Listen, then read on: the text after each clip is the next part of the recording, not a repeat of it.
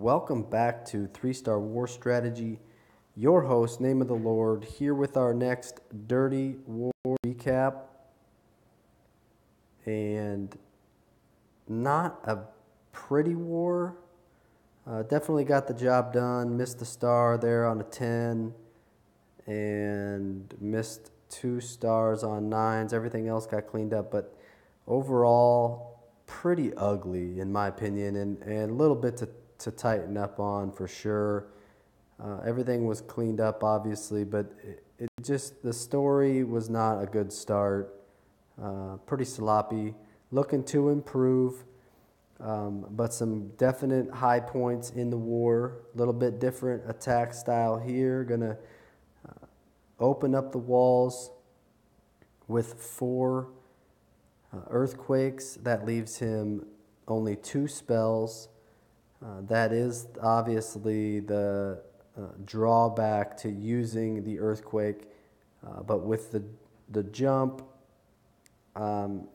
can fade, or troops may not go to it as you want them to.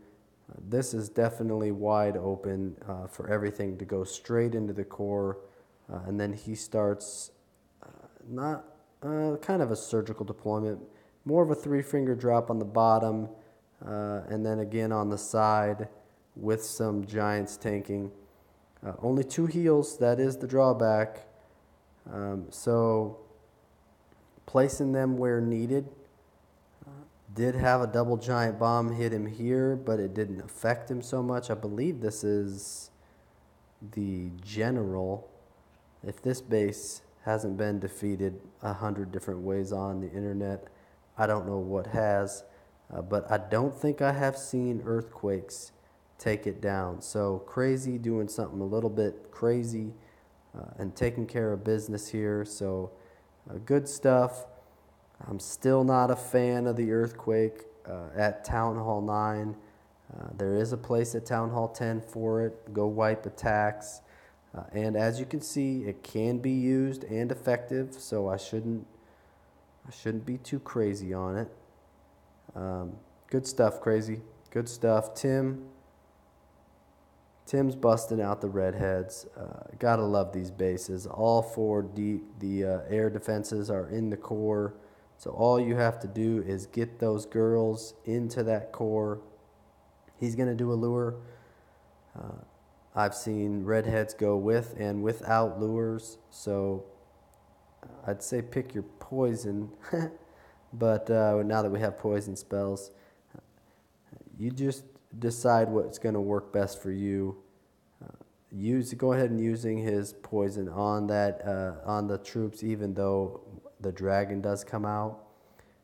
Buff Queen gonna come out and take care of the dragon. Would have been nice to see something tanking for her, as he has to already burn her ability. But 2 golems, nice and wide, because you have to have a huge funnel for the redheads. The redheads, they look for things where the 2 buildings are touching like this, and they will go out of their way to go all the way over here and find that if you're not careful. So got them in as needed. Queen is in the back doing what she's supposed to be doing now, and now he's got that heal and that rage for this core, and they're just going to tear it up. There's nothing that can hurt those redheads while on the heal. Not even a double giant bomb, which was asked me again the other day. And then as soon as the defenses are close to being taken out, he's already dropped the loons, as they are slow and take time to get to those defenses anyway. So good timing. This attack is a timing attack. If you are slow on your loons, you will run short on time. So, but he did a great job. Nice spread still on his loons as they are doing a lot of cleanup. The queen is up, stuck behind walls. Another reason 2 golems may be too much for this attack, as both golems are not even busted into golemites yet. and that is if you can get a wide enough spread to get your redheads into the core with one golem, go for it. And I think probably could have been done since he brought witches. I thought he brought witches for the CC kill. Maybe he did not. So try that. Think about that. Also, we've got a sweet, let's see, Town Hall 9s. Here we go. I believe this is the one. We got a good looking hog here by Huck. He's going to pull the CC out. You got to do that at Town Hall 8 using hogs. You have to. There's no way you can kill on the fly. There's no shattered kill the CC troops on the fly at Town Hall 8, in my opinion.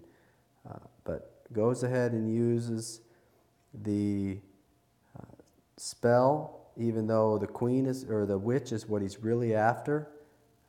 Drops in another hog there. I think he's trying to make sure he got it all. Also, take out that defense, maybe part of his pathing.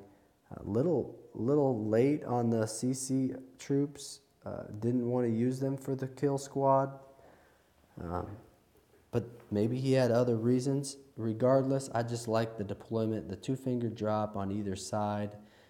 Now that this defense was gone, they're going to path straight across. Has 3 heals.